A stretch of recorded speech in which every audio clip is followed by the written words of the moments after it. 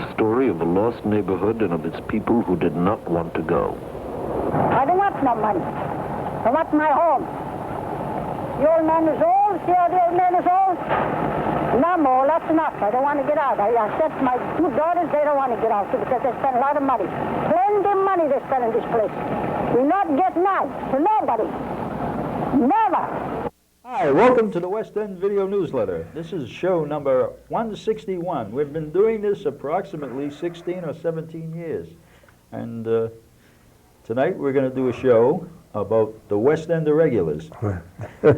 I have some people here that whenever I call them, they come out. Whenever we go out and we fight injustice against West Enders, these people are always there. There are some other people that are involved, but they couldn't make it tonight. But these three are part of the heart and soul of the West End Irregulars. We're like guerrillas. Whenever we, go out and we show up whenever we have to. And I have from my left is Paul Joltki, Frank Rothwell, and Arthur Vendetti. And tonight we're going to talk a little bit. I'd like to give them a little credit because a lot of people gave up on the West End. A lot of people don't feel that they take the fruits because we got a little bit of preference in the West End places, in the West End place, and they do all the things. They take all the not the credit, but they take whatever benefits that come from the West End, and we do the show and everything. But these are the guys that actually go out and help do it. Okay, and the stories here. Paul's family had houses that were just taken and wiped out. 3 houses. Arthur wrote a story into the West Ender newsletter where they came into his house and they just knocked on the door and they threw him right out in the street. I mean, so, they did all these awful things, okay? And we really were victims, okay? If there is a victim class, we are probably the victim class. And they've never done anything to right the wrongs. So I guess we'll get into our little story here of why we do this. And well, we did it mostly to get for our museum and everything. We got screwed twice, once from the BRA and once from Father Monsignor Groden. He screwed us out of the West End, out of the apartments. That's right. And that's where we did all the picketing. We used to picket Groden. I don't remember which street that was on. We used to go over there. 99 degrees out there with picket signs. And we were always there. Yeah, we always showed did. up. Yeah. And everybody used to duck us. Yeah. They see us coming, they would hide. Yeah. And that was an interesting story about your family when you were pushed out of there. Well, actually, they didn't knock at the door. They kicked the door in. Okay. It would have been nice of them if they knocked, and then opened the door. But no, the door was kicked in, and the sheriff was there, if I recall. I was about 20 years old, and I got up out of bed. I was working nights at the time. So, as a matter of fact, I was working in the same place as Paul, Clifford's. Yeah, I was working 7 at night to 7 in the morning. And that's what they did. They just ripped all the utilities out and put our furniture out in the street. They had a moving van there. They loaded the van, and obviously they waited until my mother and father went to work. And I was the only one home, and there wasn't much I can do because they had weapons,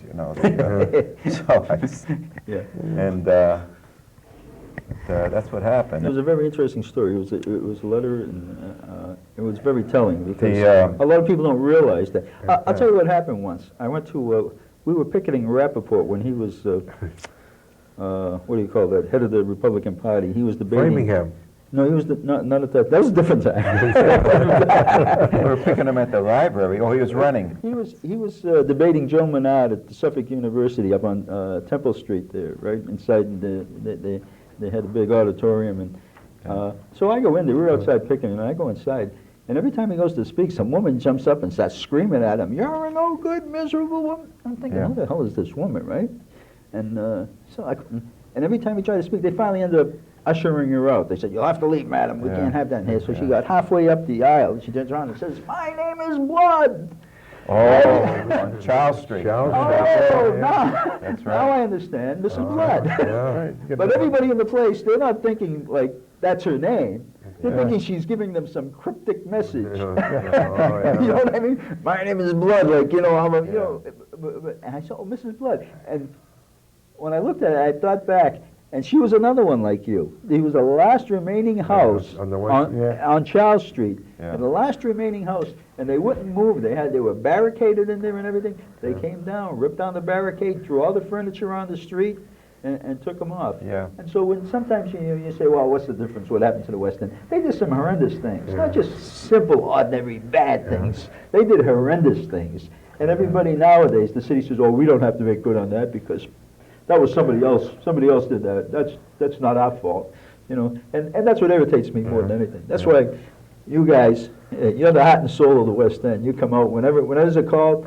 When they called us up because Rappaport was running. He was running, for lieutenant governor. Right. I I had to leave that day, but Yeah.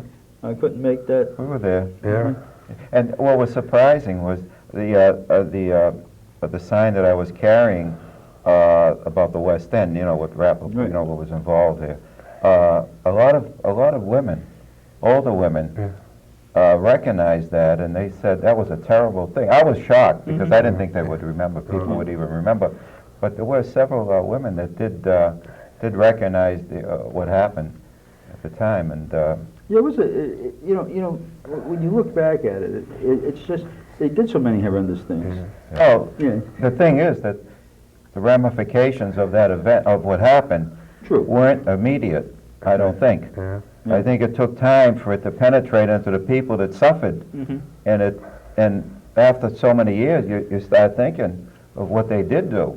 Where I was only 20, but obviously some older people there that it hit them pretty hard. Oh yeah. It hit them mentally, which caused physical damage to them, and a lot of people aren't aware of that. Mark Freed wrote a book called, and in it, what it amounted to was that West Enders, they did a study on West Enders, and 90% of all West Enders that they studied, they put down on the survey, and you feel depressed, sad, this, that, and they put other. What they found out that they were depressed, not clinically depressed, but depressed. In other words, because that was the first time they learned that you could grieve for property loss or any of that stuff, and it was amazing because the world of the urban working class, that's what it was, and it was about the West End. And it was a very interesting book. It was a textbook, and it was almost impossible to read it in that sense. But I did it. I sacrificed the West End. When Arthur was holding up that sign, we had some people come from the Boston redevelopment. They were reading the sign, and they said, well, we have to go to a school on that, and what not to do. How not to, yeah. Yeah. When I first started the newsletter, I said, the government uses this as a example of how not to conduct urban renewal, right? Next thing I know, Coyle, who was the head of the BRA, is saying that in the paper, which was strange. So after that, it seemed to be like the BRA used that over and over again. There were some funny things that did happen when we were growing up in the West End. Oh, I mean, really funny things. I don't know if you'd like to go into it. Sure. With the characters. But there was one time, one particular time, it was in the summer. We used to swim in back of the B&M. Beach. Yeah, that's I don't want to say it. Anyway, Everybody went let me out tell there without bathing suits. Let me tell you what right. So it was like a 30-foot drop, and you swim. And on top, we would leave our clothes and go down and swim. We were kids, So they had 55-gallon barrels, drums, empty drums, trash barrels. And so we're swimming and this and that. And we get up back on the shore. We look up, and we see smoke coming from the barrels. The B&M workers, I don't know what they were. They were probably cops and workers together, burnt all our clothes. So we had no clothes. Some guys had their shorts on, but some didn't. So we lived across the street where we had to cross Nashua Street and go up. So we found newspapers and old rags, and we put them around us, and we looked like those Roman togas, whatever they. Yeah. That was a very funny time. It must have been about 30. I'm sure it didn't seem funny at the time. No, but we didn't think much of it, the kids. That's where Jack Lely got a third-degree burn over there with the hot steam from the Boston and Maine Railroad. He thought it was a water spout. He opened it, it was live steam. He hit him in the chest. Yeah, that'll do it. Yeah. That's all changed and back there now. It used to be a dump, wasn't it, a dump? And I think Paul recalls they had World War II landing barges piled up. They were either there or South Station. I think they were not They stationed. were not stationed. Oh, South Station also had them. They had Yeah. them both of them, because we used to go to both places. They had little first aid kits in there. We used to go in and steal the malted milk. I thought you could go and take it. I didn't know you were stealing. Well, that was free, wasn't it? Yeah. There's nobody there, right? Figured the war's over, what the hell do you need it for? Yeah. You know, they went from Jack Riley and myself, and the guy grabbed us. You know, you should be ashamed of yourself, stealing. He said, stealing? Well, I'm not stealing. Yeah. What are you doing? I said, well, what would you call it? If I was smart, I would have called it appropriations, but I wouldn't know the word at the time. I said, it's just sitting there, it's going to go bad. You know, I think we were doing the government a favor. It's going to rot, so, Yeah. you know, get some use out of it. That's right. I mean, they didn't see it. They didn't see it that way. Well, they didn't see a lot of things our way, you know, as it turned out. You know, it was quite a building in the West End was the Peabody House. Yeah. Charles. Oh, That yeah. was, I watched them tear that down, Yeah. and I'll tell you, they had steel reinforced Yeah. with concrete, and Yeah. it took them a long time to take. That was built like a fortress, that Right. Well, place. the hardest building I think that came down in the West End was the Bowden Square Garage. They were on that over 2 weeks just to tear that one building down. Yeah. At one That time, was a big place. at one time, before they tore the West End, they were thinking about making a jail out of that, out of the old Bowden Square Garage. It was built so strong and Yeah. everything. While we're talking about it, somebody sent me this picture, and I have this picture of the Mayo School, and Oh, yeah. it's Look at all that copper on there. and most people don't realize that this school, right, was it Stanford? Stanford White. Stanford The guy- White was the architect, and in 1909 it was considered one of the 10 classic lobbies in the city. I think it was Whitehead wrote the book, and he said it was one of the 10 classic. And if you can see, there's all granite all the way around here. And back of the building here on the Allen Street side, there was a turret, you know, a round turret that ran up, and it looked like more like a French chalet. And if you look at this is all carved concrete. There was this big concrete balcony going across there. Yeah. It was a beautiful building, and they wiped it out. Yeah. That's a Slash and disgrace. burn. Yeah, slash and burn. To take down a work of art like that. Historic treasure. Sure it was. Well, the reason I bring it up is because I mention it a lot. This is the first time I've gotten a real good picture of it. It was Did they have a kindergarten K through 3. And plus, there's special classes in there. Well, probably, They yeah. had special classes. Maybe in that's it. where I went. Yeah, no. I don't think so. And they would play punch ball in the yard all the time. Oh, yeah, in the backyard. Yeah, that was great. And errors on the front. They used to have those granite little Yes. rolling things that separated the brick about this high up. We used to use that to play errors Well, you on. only That's look a- halfway down the street from there. Oh, yeah, that was siren all over Yeah. there. Well, that back alley, and if you know, you ran down all that back alley. That was, now that I think about it, that was a historic, there were all these wooden houses. Okay, a lot of them that eventually got taken down, but there was about 5 or 6 wooden houses on back there. I finally found out what the name of that alley was. It was Alley 11. Alley 11. Yeah. A lot like the alleys up on Marlborough Street and everything. They were using that. That was Poplar and Allen Street bordered the alley, and you put all your trash down there, and the trash trucks would come up and take all the trash and go out. It was, A lot of people don't realize that at the bottom of at the beginning of the Longfellow Bridge on the Charles, there was a beach there at one time. oh yeah. We used to go swimming We there. used to swim there. They had lifeguards. Well, I don't I remember think. lifeguard. I don't. But I remember there was a beach, and they had the wooden poles. poles. Yeah, and, the danger poles. They had a bunch of them with ropes around. Yeah. You weren't supposed to go past where the ropes were. yeah. And I remember, they closed it down when I was about 8, I think. So, I remember hearing people saying manholes, whatever a manhole was. Two brothers drowned there. Yeah, you can Two go out, brothers. and you could go, Yeah. you know, so that they wouldn't let you go But by. that water, there wasn't chlorine in it. It was just green. Well, that's when Brown and green. No, you dive in, you come out like the Green Hornet. Well, I remember swimming there once, and there was a water rat doing a backstroke Well, you know- next to me while I was swimming. You know, you could walk on water there. Yeah, we used to go Could swimming probably there. park cars, too. We used to, I remember in the wintertime, the winters we had then, although this is a tough one this year, but we used to walk across to Cambridge. Oh, on the ice, yeah. On the ice, yeah. Yeah. We were crazy kids. I remember being out there with my sled. Yeah. We were crazy. You were crazy. We weren't crazy. You were crazy. And in the summer, in the summer on the beach, you could go over and you'd lay on the bumblebees things there. Oh, yeah. Yeah. Because it'd be so hot, your beehives, yeah. You lay on them and the heat, you know, from it. Well, I used to swim by, before they built Leechmere Seals. Yeah. There was a place to swim there. too. Scullies, they used to And call they- it. Exactly. Yes, They had Scullies. sand barges there Yeah, also, if I Russell recall. We used to said- swim to the Well, the sand. same gravel used to be Yeah. over there before they moved to Charlestown. And now we're museum towers and everything. Remember that was a dump Yeah. right across from there, and the water used to sneak in because somehow it got a leak through the granite bricks.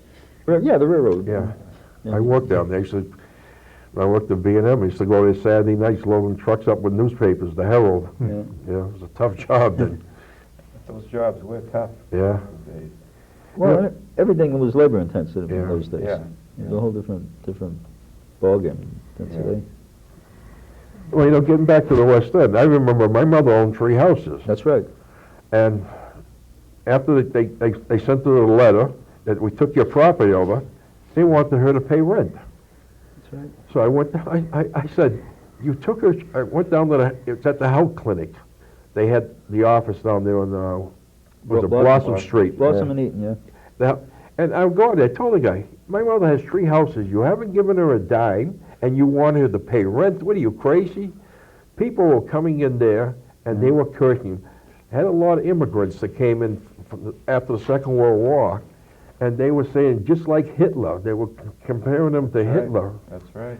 Well, no, most people don't believe that. Yeah. Most people just don't believe it. When I tell them that, see, they can take your property for $1. As a matter of fact, they can still do it. As a matter of fact, in other parts of the country, they still do. They don't do it here anymore because urban renewal and eminent domain, the West End becomes such a cause celeb that they don't do it here anymore. They cut out. They don't do real bad things with eminent domain in Massachusetts anymore. And so I thought it was that way all across the country. I went to a conference last year, and they still do that. They still give you $1.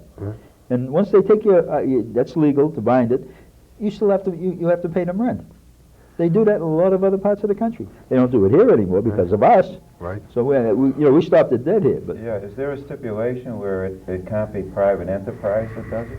no, well there was. See, this is what happened. Up until 1954, if you took property, you had to take it for a public purpose. Right. Okay. Then it became what do they call it? A public. No, it had to be a public use. Yeah. Okay, it had to be used for a public use. In other words, city hall, something that had something to do with the government. Then they changed it to public purpose. Now, public purpose waters down public use quite a bit. And then somewhere around 58 or 59, or later, it became public benefit, which public benefit can be anything, Public benefit waters it down to next to nothing. Well, come out of the West End, for people now, when they take an urban renewal, I'll give you an example. My brother-in-law, Bill, he was living on Billerica Street, and they were taking the building for Tip O'Neill. Mm-hmm. So the people came from the redevelopment, whatever, and they said, we'll give you $160 for each room to move. You can move or Right. go by yourself. Well, I found an apartment. When I took him to Revere, we moved to Revere. The woman gave him a check for $4,000. Right. And she said, a year from this date, you'll receive another check for $4,000. Plus, also they paid his rent for 2 years. That's And right. so he got more money than people got for their houses. That's true. They don't do that a lot. They do that in Massachusetts, but they don't have to do that. In other parts of the country, they don't do that. Like I say, I went to that seminar, and they're doing some horrendous things all over the country. There was a group called the Institute for Justice. They fight all this all over the country. They're a very good outfit. I went down there. They had a conference, and we all got together. Some of the horror stories were similar to the West End. A lot of people don't realize how hard some of the people that own property in the West End worked for it. Oh, yeah? They worked very, very hard. They didn't sit in front of a computer and get $100,000 a year. Right. My father, God rest his soul, worked 7 days a week. He worked 5 days as a laborer before they had backhoes. It was all pick and shovel Right. in those days. And then on weekends, he would longshore. On Saturday and Sunday, he had to go down to Southie and longshore, one of the boats there. And he wasn't alone. There were a lot of very hard-working people there. And it didn't come easy for them to acquire this property. Nothing was given to those people. And their work ethic isn't like it is now with people that come from different parts of the world to live in this state or in this country. they wanted to work, period. Yeah. They weren't interested in welfare. They didn't get medical. They didn't get this, that. They worked for every penny they had. It's like taking your property. It's like violating you. Okay, Yeah. it's like That's what violating it you. is, It's taking, you know, this is yours, and they're saying, well, you can't have it anymore. You know what I mean? It's like they're walking in and saying, get out. I mean, it's just it's a real violation. Horrendous. Yeah. It's a horrendous act that I was done. remember when my mother moved. They came down in the morning and said, you have to move out by this afternoon. We moved out, and that was it. I left all kinds of tools there and everything. There was furniture. I had a nice club downstairs. I left all the furniture and everything down there. I couldn't take them. Oh, that was, you know, just Gestapo tactics. That's all. I remember your mother, I'd look out the window, I'd see her in the back taking the barrels out. Yeah. And I remember Mousey's mother, God Yeah. rest her soul, too. Well, But, the people then were they were at that age and nobody They were, was a big thing. That's right. You know, like you went to the doctor, whatever the doctor said, the doctor was good. You got this, sure. I want to take this out. Sure, what are you know, that's what you're here for. Why Cut the leg off too. Yeah, so the cops kind of said, no, you wouldn't have to do this. You're right. Well, they would, you know, they wouldn't, pardon my language, they wouldn't screw us around. No, of course they wouldn't. Of course, on the other hand, I heard some stories about Molotov cocktails hitting cranes at. Yes. They were friends. Yeah, they were friends. I remember somebody dropped a boom on a crane. Friends in the night. a terrible, terrible thing to do. Yeah, something happened. They did the New York streets first. The problem Yeah, was the nobody South wanted to End. build The on the South New York End. streets. Yeah, South nobody End, wanted to yeah. build on the New York streets, so it ended up they went looking for a slum in a good location, which was Tore everything down. Yeah. Left it down. I think the only street is Albany Street. The only name, New York name left. Well, the other one was they changed the name, Berkeley, Dover Street. Dover Street. Remember Dover Street? Yeah, I remember Dover. Well, it got such a bad connotation that they changed it to East Berkeley Street. That's all. But that was originally Dover. That's in New York City too. Yeah, that was all part of it. And the only ones that would build down there was the Herald Traveler, which at that time was the Yankee newspaper in Boston. And they basically got all that land and everything for nothing. But nobody wanted to build apartments or put up any kind of office spaces or anything other than the Herald Traveler. And the worst part is the New York streets were populated by almost the same kind of population. They were much smaller than the West End, but they were populated by the same. There were like 23 different ethnic and racial compositions there. They were very similar to the West End. Yeah. I don't know. Well, I don't know how the West End would have been, you know, if it was still up. But I do miss it. Yeah. The thing is, Paul, I probably wouldn't have been there, like I told you before in the show 2 years ago, but I would like to have a place to take my kids to say this is where I grew up. Yeah.